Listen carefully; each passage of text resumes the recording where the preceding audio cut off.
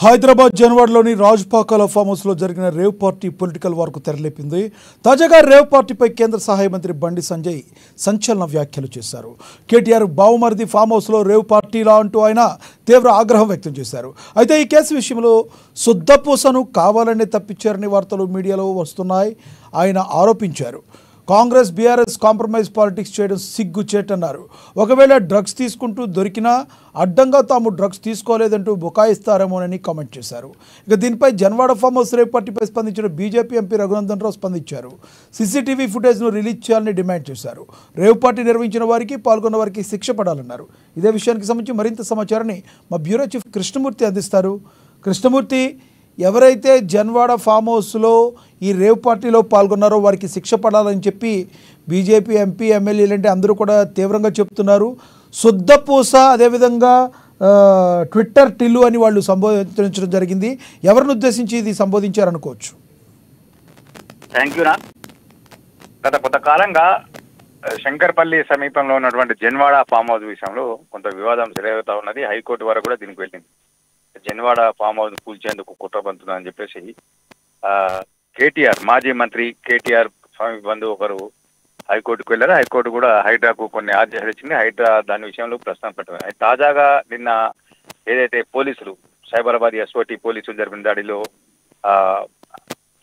Janwada farm house లో rave party జరిగింది. Rave పార్టీలో కొంతమంది డ్రగ్స్ తీసుకున్నారు అని చెప్పేసి ఏదైతే వస్తుందో దీని విషయం మరోసారి రాజకీయంగా రచ్చ చెప్తుందని చెప్పచ్చు. అయితే ఇక్కడ మాజీ మంత్రి కేటీఆర్ సంబంధించిన ఫామ్ హౌస్ లో వాళ్ళ బంధువు ఆధ్వర్యంలో రేవ్ పార్టీ జరిగింది. రేవ్ పార్టీలో డ్రగ్స్, తర్వాత విదేశీ మద్యం తీసుకున్నా అంటే ఎక్సైజ్ చట్టం, తర్వాత ఎన్డీపీఎస్ యాక్ట్ రెండు నమోదయ్యే అవకాశం రెండు నమోదు చేశారు దీని విషయంలో. అయితే ఈ విషయంలో రాజకీయంగా కొంత రచ్చరేగుతా ఉన్నది. గత కొంతకాలంగా బీజేపీ, కాంగ్రెస్, బీఆర్ఎస్ పరస్పరం విమర్శలు చేసుకుంటున్నారు. బీజేపీ ఏమో కాంగ్రెస్ బీఆర్ఎస్ ఒకటి అంటే, కాంగ్రెస్ పార్టీ బీజేపీ బీఆర్ఎస్ ఒకటి. తాజాగా ఇదే అంశం మీద కేంద్ర హోంశాఖ సహాయ మంత్రి బండి సంజయ్ స్పందించారు. మరోవైపు మెదక్ ఎంపీ రఘునందన్ రావు కూడా స్పందించారు. అంటే ఈ రేవ్ పార్టీలో కేటీఆర్ ఉన్నాడు, ఖచ్చితంగా కేటీఆర్ డ్రగ్స్ తీసుకున్నారు కాబట్టి కేటీఆర్ తప్పించేందుకు రాష్ట్ర ప్రభుత్వం కుట్రపంతా ఉన్నది. అంటే బీఆర్ఎస్ కాంగ్రెస్ పార్టీ ఒకటి కాబట్టి సెలబ్రిటీగా ఉన్నటువంటి అంటే కొంత ఇంకొక మాట కూడా చెప్పారు కృష్ణమూర్తి వారు, ఎవరైతే మేము పేరు చెప్పము రాజు యువరాజు, ఎందుకంటే మళ్ళీ మాకు నోటీసులు పంపుతారని పేరు చెప్పలేదు. అంటే పేరు చెప్పకున్నా రాజు యువరాజు అనేది వస్తా ఉంది. ట్విట్టర్ టిల్లు అనేది మనకు అందరికీ తెలిసిందే. ఓకే, మనం కూడా పేరు ప్రస్తావించడం ఇక్కడ అప్రస్తుతమైనప్పటికీ ఆ యువరాజు ఎవరు అనేది అందరికీ తెలుసు, ప్రత్యక్షంగా పరోక్షంగా తెలిసినప్పటికీ దీని విషయంలో అంటే యువరాజును రక్షించేందుకు రాష్ట్ర ప్రభుత్వం ఉద్దేశపూర్వకంగా ఆయన తప్పించేందుకు ప్రయత్నాలు చేస్తా ఉన్నారు.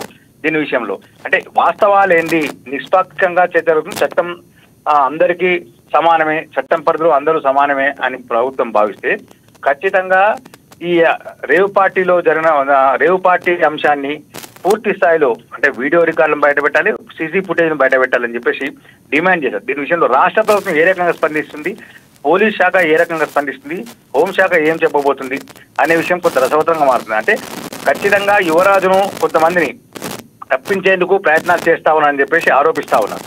ఈ ఆరోపణలు చేసినప్పుడు రాష్ట్ర ప్రభుత్వం కానీ పోలీస్ శాఖ కానీ దాని మీద వివరణ ఇవ్వాల్సిన అవసరం ఉంది. ఏం జరిగింది ఏంటి, గతంలో అనేక సందర్భాల్లో హైదరాబాద్ శివారు ప్రాంతాల్లో మిగతా ప్రాంతాల్లో ఈ రేవు పార్టీ జరిగినప్పుడు అన్ని చాలా రకాలుగా సీసీ ఫుటేజ్లను పోలీసులు విడుదల. మరి ఇక్కడ సీసీ ఫుటేజ్ ఇస్తారా ఇవ్వరా అంటే సీసీ ఫుటేజ్ ఇచ్చినప్పుడు దానికి సంబంధించి ఏమైనా కట్టింగ్స్ ఉంటాయా ఏముంటాయి అనే విషయాల్లో కొంత సర్వత్రంగా కొంత ఆసక్తి రేకెత్తింది. మొత్తంగా చూస్తూ ఉంటే ఇది కాంగ్రెస్ బీఆర్ఎస్ మిత్రత్వం వల్లే కావాలని కొంతమంది కీలక వ్యక్తులను తప్పిస్తా ఉన్నారు అన్న అనుమానాలు వ్యక్తమవుతా ఉన్నాయి. అయితే ఈ అనుమానాలను నివృత్తి చేసేందుకు రాష్ట్ర ప్రభుత్వం కానీ పోలీస్ శాఖ కానీ ఏ రకంగా స్పందించబోతుంది అన్న విషయం కొంత వేచి చూడాల్సిన అవసరం ఉంటుంది. అయితే కృష్ణమూర్తి, గత ఏవైతే ఎంపీ ఎలక్షన్స్లో బీఆర్ఎస్ బీజేపీ ఒకరికొకరు సహకరించుకున్నారు అన్న వచ్చిన అనేక మాటల నేపథ్యంలో, అనేక ఊహాగానాల నేపథ్యంలో అసలు బీఆర్ఎస్ బీజేపీ ఒకవేళ ఫ్రెండ్షిప్గా వెళ్తున్నాయా లేదంటే కాంగ్రెస్ బీజేపీ వెళ్తున్నాయి, జనాల్లో కన్ఫ్యూజన్ కొరకు ఈ రకంగా రెండు జాతీయ పార్టీలు చేస్తున్నాయి అనుకోవచ్చా బీఆర్ఎస్ మీద? ఖచ్చితంగా రాజకీయ ఎత్తుగడలో భాగంగానే ఈ ఆరోపణలు ప్రత్యారోపణ. ఎంపీ ఎలక్షన్ల విషయంలో కాంగ్రెస్ పార్టీ చేస్తున్నటువంటి ఆరోపణ కూడా కొంత అవాస్తవం. ఎందుకంటే 8 సీట్లను కాంగ్రెస్ పార్టీ గెలిచింది. 8 సీట్లలో కూడా బీఆర్ఎస్ ఆధిపత్యం ఉన్న సీట్లు ఉన్నాయి. మరి దాని విషయంలో కాంగ్రెస్ పార్టీ ఏం చెప్పబోతున్న విషయం కూడా కొంత ఆలోచన చేయాల్సిన అవసరం ఉంటుంది. అదేవిధంగా బీజేపీ కొంత ఊపు ఉన్నది ఖచ్చితంగా. వాస్తవానికి అసెంబ్లీ ఎన్నికల్లోనే బీజేపీ ప్రత్యామ్నాయ శక్తిగా మారబోతుంది. బీఆర్ఎస్ 3వ స్థానానికి పోతుంది అనుకున్నారు. కానీ కొన్ని అంటే బీజేపీలో జరిగిన సంస్థాగత వ్యవహారాలు, సంస్థాగత మార్పులు, కొంత అసంతృప్తులు ఈ నేపథ్యంలో కొంత బీఆర్ఎస్ కు పట్టు లభించింది. అయినప్పటికీ కాంగ్రెస్ పార్టీ బీజేపీ బీఆర్ఎస్ ఒకటి అంటూ ఆరోపణ చేస్తుంది. మరోవైపు అనేక సందర్భాల్లో ఇక్కడ పరిశీలిస్తే కాంగ్రెస్ పార్టీ అధికారంలోకి వచ్చిన తర్వాత ధరణి, ఫోన్ ట్యాపింగ్, మిగతా అంశాల విషయంలో బీఆర్ఎస్ మీద కేసు బుక్ చేశామో అయిపోతుంది, అరెస్ట్ అవుతున్నారు అన్నారు. నిన్నగాక మొన్న మంత్రి పొంగులేటి శ్రీనివాసరెడ్డి గారు దీపావళి బాంబులు పేలుతున్నాయి ధరణి కేసులో కానీ, టెలిఫోన్ ట్యాపింగ్ విషయంలో కానీ తుది దశకు వచ్చింది, ఖచ్చితంగా అరెస్ట్ అవుతాయి, బాంబులు పేలుతున్నాయని చెప్పారు. మన బాంబులు ఏం పేలబోతున్నాయి అనే విషయంలో ఇప్పటికి కూడా స్పష్టత లేదు. ఇటు పోలీస్ శాఖ కూడా అసలు ఏం చేయబోతుంది అనే విషయంలో కూడా పోలీస్ శాఖ కూడా స్పష్టత లేదు. అంటే ఈ రకంగా చూస్తా ఉంటే ప్రజలను అన్ని పార్టీలు, ఈ పార్టీ ఆ పార్టీ అంటారు, ప్రజలను సమస్యల నుంచి, ప్రజా సమస్యలను పక్కదారి పట్టించేందుకు మాత్రమే ఈ పార్టీలు ప్రయత్నం చేస్తున్నాయని అనిపిస్తుంది. రాజకీయ ఎత్తుగడలు ఒకరిగా ఎత్తుగడలు వేసుకొని ప్రజల్లో కొంత తికమకకు, గందరగోళానికి గురి చేసేందుకు ఈ పార్టీలు ప్రయత్నం చేస్తున్నాయని అనిపిస్తుంది. ఇప్పుడు తాజాగా వెలుగులోకి వచ్చినటువంటి ఈ డ్రగ్స్ కేసు, ఇది రేవ్ పార్టీ ఈ డ్రగ్స్ తీసుకున్నారు, ఈ వ్యవహారం కూడా కొంత రాజకీయ ప్రకంపన సృష్టించేందుకైతే అవకాశం ఉంది నాకు. అయితే దీనికి సంబంధించి ఏమైనా బీఆర్ఎస్ పార్టీ నుంచి ఎవరైనా ఇప్పటి వరకు స్పందించే అవకాశం ఉందా? ఇంతవరకు బీఆర్ఎస్ పార్టీ నుంచి ఎవరు స్పందించేట్టు, అధికార పార్టీ నుంచి స్పందించలేదు. పోలీస్ శాఖ ఈ సాయంత్రం ఒక ప్రెస్ కాన్ఫరెన్స్ పెట్టేందుకు అవకాశం ఉంది. ఆ ప్రెస్ కాన్ఫరెన్స్ లో కొన్ని వివరాలు ఇచ్చే అవకాశం, పూర్తి స్థాయిలో సీసీ ఫుటేజ్ ఇస్తారా, ఇవ్వరా, అంటే లేదంటే లీగల్ ఒపీనియన్ తీసుకుంటున్నారా. లీగల్ అంటే జనరల్ గా పోలీస్ వాళ్ళు వాళ్ళకి అవసరం ఉంటే వాళ్ళు ఇస్తారు, లేదంటే లీకులు చేస్తారు.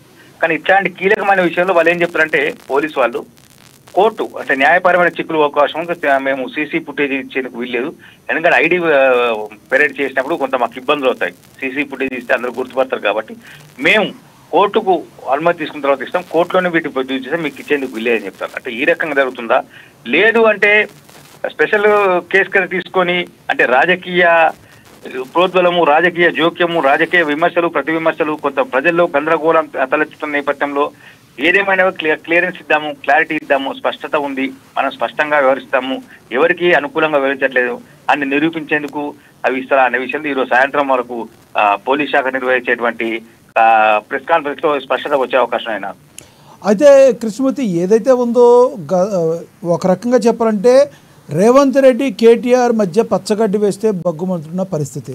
నిన్న లేదు మొన్న రైతుల గురించి ఆదిలాబాద్ వెళ్ళినప్పుడు కూడా ముఖ్యమంత్రిని కూడా పరుషమైన పదజాలంతో దూషించిన పరిస్థితి. మరి ఈ రోజున ఎటువంటి స్టెప్స్ కాంగ్రెస్ తీసుకోలేకపోవడానికి కారణం ఏంటంటారు?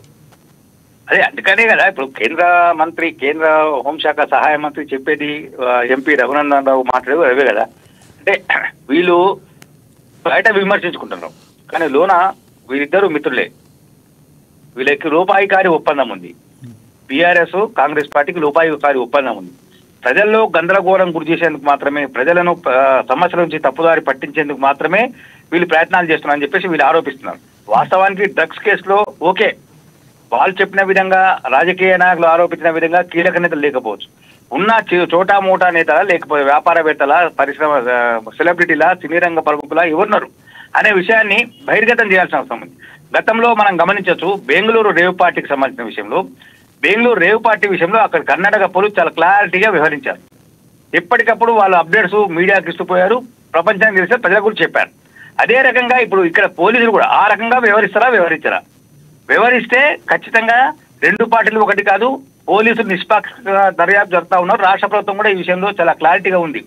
డ్రగ్స్ కానీ, గంజాయి కానీ, మిగతాయి మత్తు పదార్థాలు ఎవరు తీసుకున్నా వాళ్ళ మీద ఉక్కుపాదం మోపుతాం, వాళ్ళ మీద కేసులు నమోదు చేస్తాం, నిబద్ధతగా వివరిస్తాం అని చెప్పదలుచుకుందని చెప్పుకోవచ్చు. లేదు అంటే ఈ విషయంలో కొంత అనుమానాలు వచ్చే అవకాశం ఉంది. రాజకీయ పార్టీలు ప్రజల్లో ఏవైతే అనుమానాలు ఉన్నాయో ఆ అనుమానాలను బలోపేతం చేసేందుకు ఈ రెండు పార్టీలు వ్యవస్థను భావించాల్సిన అవసరం ఉంటుంది. Thank you Krishnamurthy.